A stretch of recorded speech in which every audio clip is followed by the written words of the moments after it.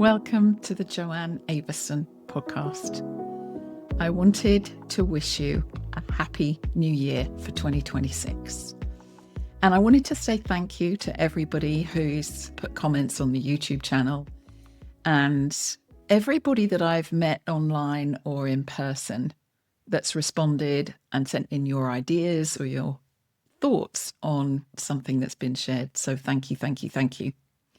And I just wanted to say something about a popular subject, New Year's resolutions, which for me have kind of died. Making resolutions just, I think, is a way of beating myself up. That's just for me. And what I wanted to share was the idea of New Year's revelations. Because the big revelation for me this year so far, and what are we? A few days into it, was really one of the keystones of all the trainings I've done.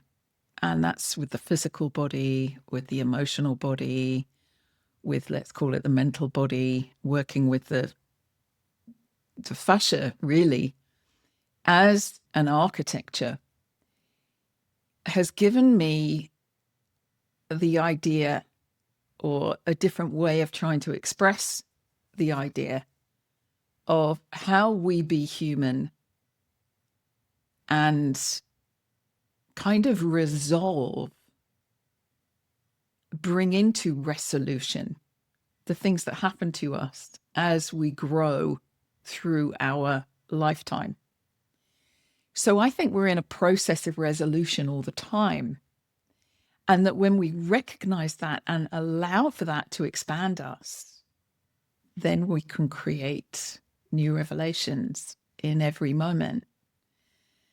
And I remember when I was studying embryology, and one of the key things that I learned from Jaap van der Waal, Emeritus Assistant Professor of Embryology and Anatomy at Maastricht University, and Jaap has always been such a source of inspiration for me, was the idea that we're still the embryo growing into what we're learning. And I offer that to you and share that with you in a very compassionate, low-key way. Because if you're anything like me, you live in this world, particularly the Western world, where the need to know is really intense. The need to know the answers, to understand the research, and these days to have that scientific backing, if it's true or it's not true. And to know how to say it and why to say it and how to teach it. And indeed, I use a lot of those phrases when I'm sharing about the work that we do in my Fascial Magic in Action. So I'm not kind of making anyone wrong for coming from that place. What I'm pointing to is the recognition within each of us that learning is a very beautiful process, and it isn't restricted to the mental, intellectual understandings of things that have been proven by science.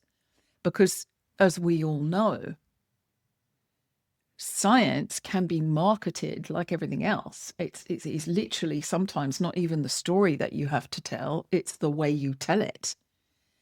And if any of you listened to the podcast we did, I think New Year's Day, it was me and John Sharkey explaining a piece of research that some fields of yoga have made mean stretching is good for you. It strengthens you.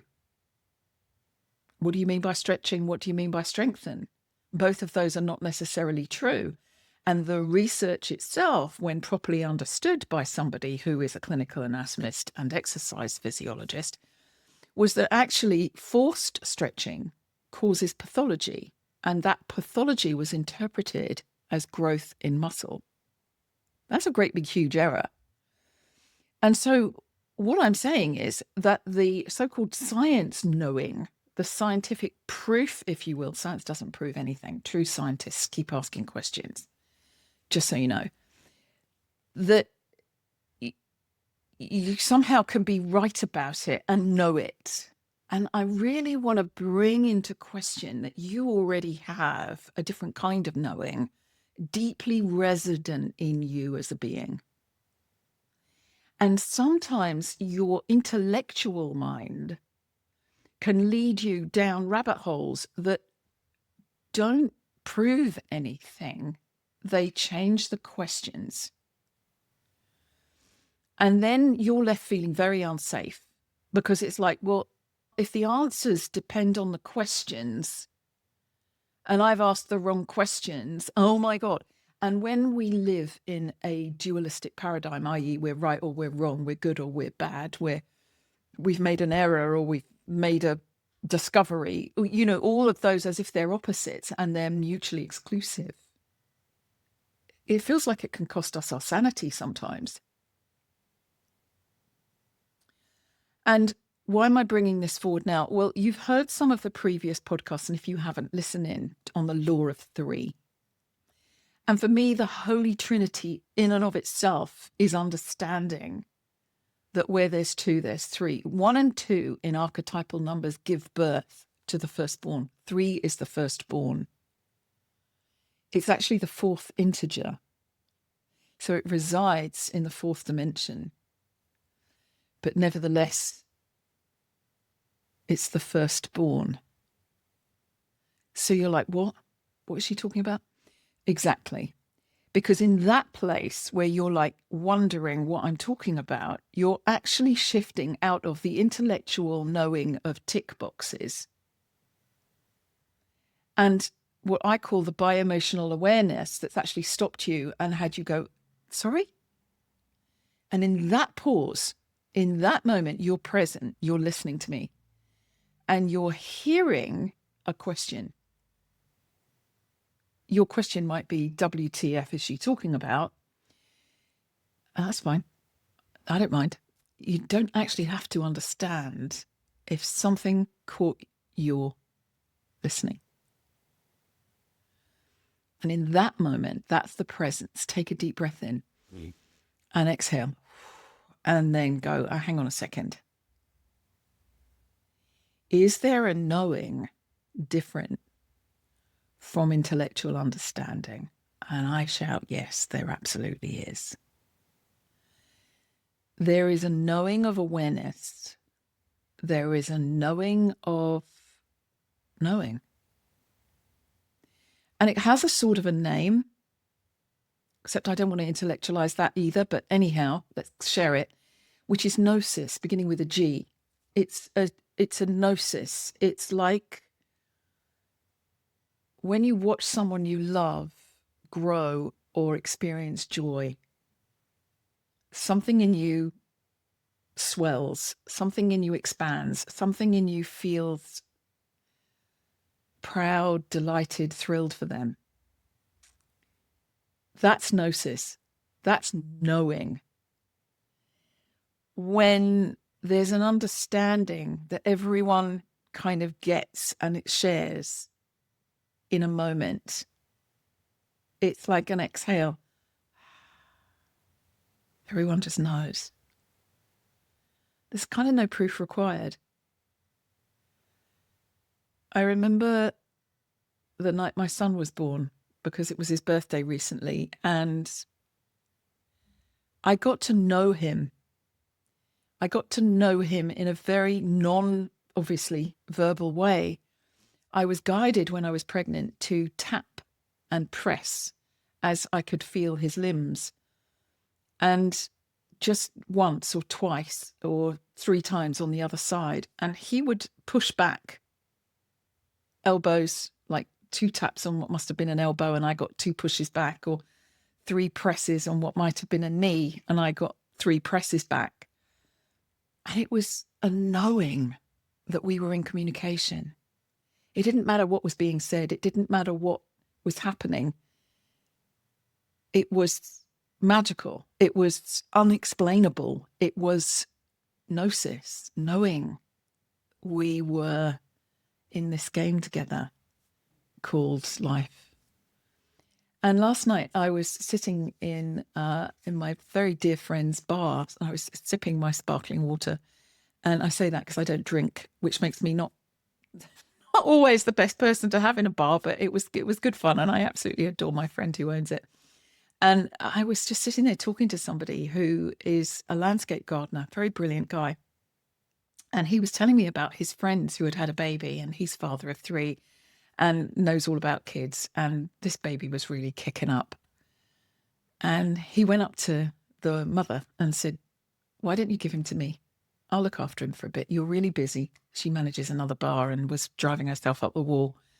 And the baby's only a few months old. And he just took the baby and it just cooed at him and he cooed back. And they wandered round while he jiggled it about and moved it while he walked. And the baby just went quiet and fell asleep in his arms. And he was grinning his head off. The mother was calling him all the names under the sun. But it was the most delightful story. And apparently she looked at him and said, "How did you do that?" And he answered, "Because I can. Because he doesn't want anything from me and I don't want anything from him. When he sees you or his dad, he wants something. He needs something. He knows he's not going to get it from me, so he's totally peaceful." I don't know if that was true or not. It doesn't matter. But what was so beautiful last night was his delight in knowing he knew he could calm that baby, and he did. He wasn't devising a method. He wasn't selling it on Instagram. He wasn't marketing anything. He just knew that he knew what would quiet that baby. And he's done it repeatedly. You know, he's the uncle, so, you know, he would. And I just wanted to shift this idea of New Year's resolution into the revelation that there's knowing and knowing. And science proves some facts, as it appears to. I don't think it proves anything, but anyway, it just proves that we've asked a different question and there's a new answer for that different question. And I'm lucky enough to be involved with some people doing some beautiful research on consciousness and how fascia relates to that very, very profoundly, more than we could imagine. And essentially, they're asking new questions. And we are conscious and aware beings. And remember, back to René Descartes, his turf deal with the Pope meant that, if you like, our definition of consciousness was placed ever so close to spirituality and at the time what was religion, which was sanctified by the Roman Catholic Church. And our being alive was reduced to something vaguely about nature that was separated from actual natural process.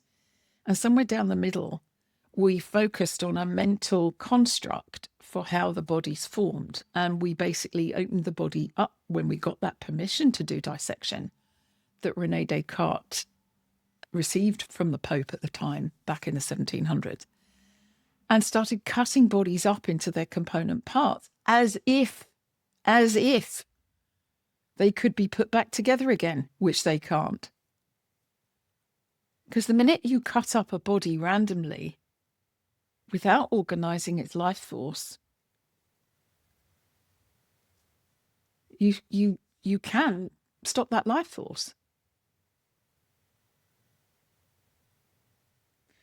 And surgeons very brilliantly do all kinds of things to maintain that life force. And there is always the requirement that when that spirit comes back into physical consciousness, it reanimates the body the way it was before in this kind of slightly changed form. And a surgeon's task, God knows what brilliance they have, is to somehow balance what's going on in such a way that it doesn't let or cause that consciousness to leave. However, there is a very difficult distinction between whether an anesthetized body is conscious or not. And that question for me was a revelation this 2026. Do we need our body to hear, see, touch, taste, and smell, the so-called five senses that we're limited to? Trust me, and I've written about this extensively, we are not limited to five senses. Your fascial matrix is proprioceptively aware. It is the largest sensory organ of your organization.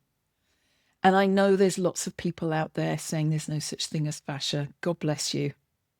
Fine, if that's what you want to believe, but please think about how ridiculous that is.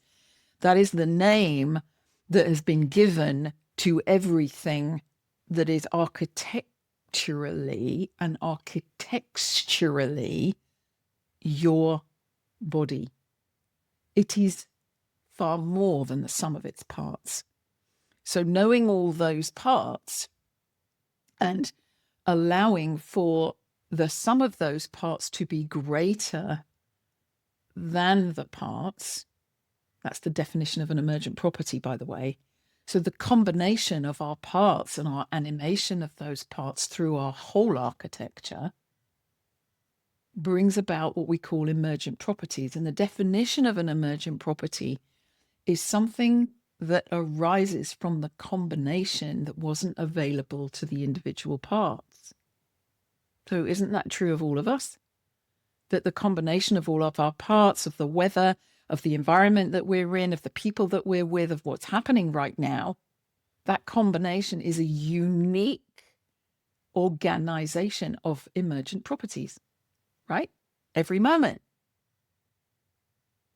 Depending on who you're with, where you are, how you are, who you are, what you're thinking, what you're doing, what you're saying, how you're breathing.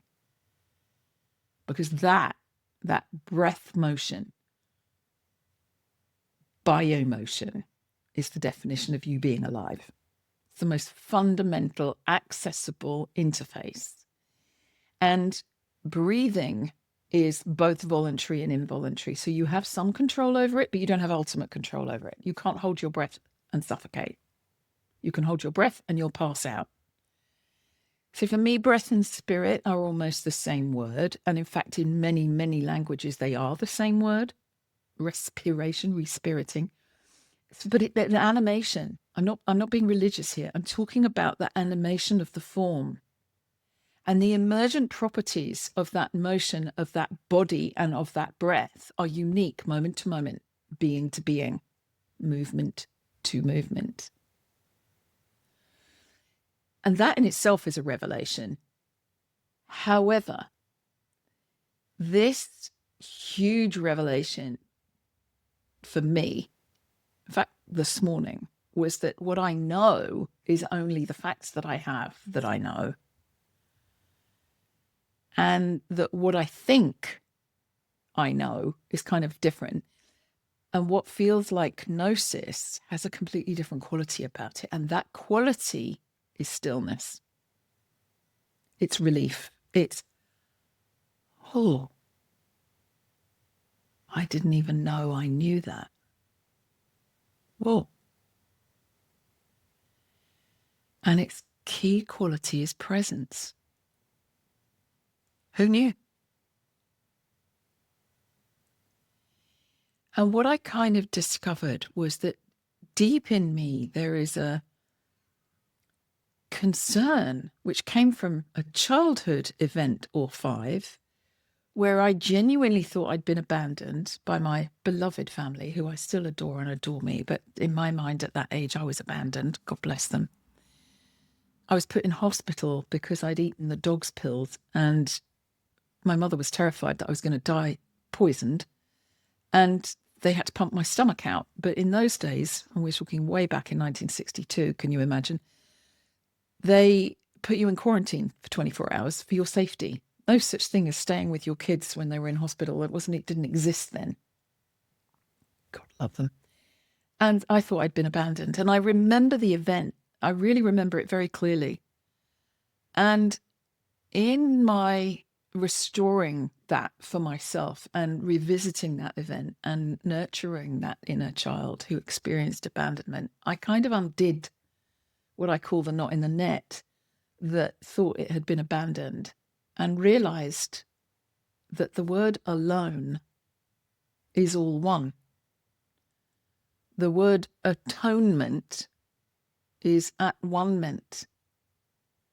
The word always is all ways. They're the same words. And I suddenly thought, oh my God, all the things that I thought I had to understand are just all the things that I thought I had to understand.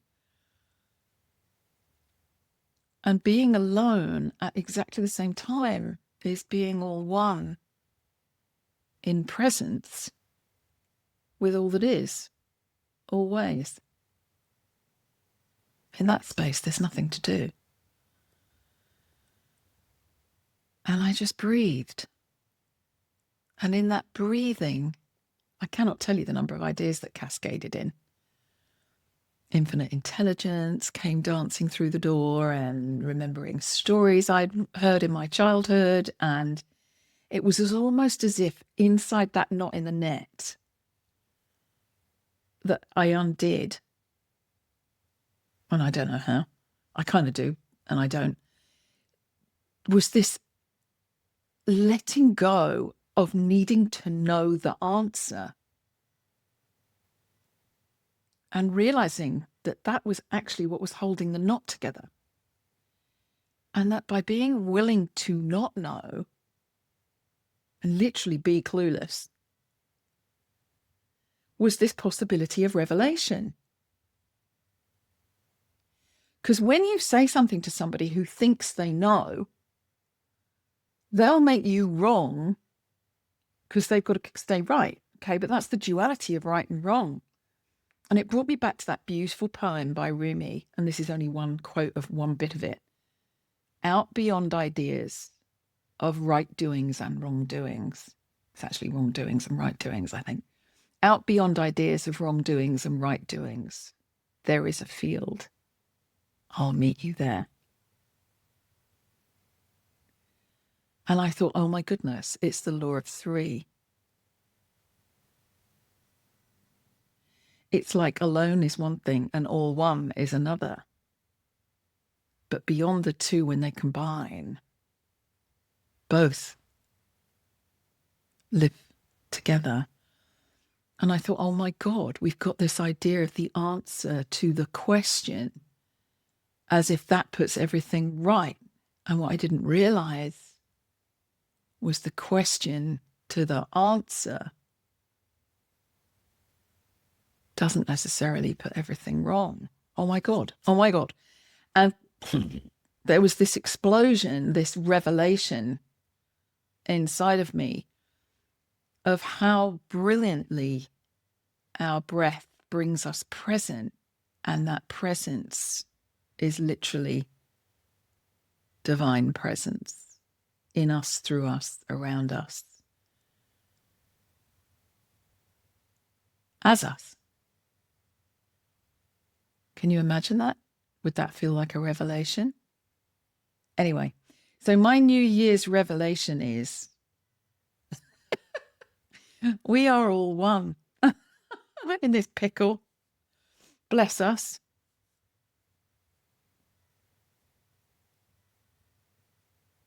I wish you a fabulous 2026. I wish you all that you wish yourselves. And imagine what would happen. I had this dream many, many years ago.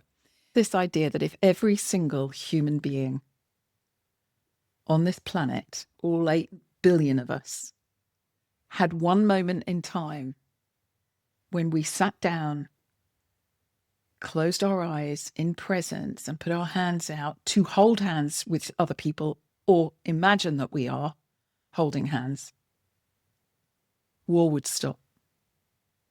There would be no war. There would be no fighting. Can you imagine that? So that's my revelation for 2026. There was me, deeply, profoundly terrified as a child of being alone, discovering as an adult that all one is the same word. I knew it intellectually before. This morning I got it, and I share it with you, with love. Happy New Year, and please share with me your revelations. I'd love to hear them. God bless you.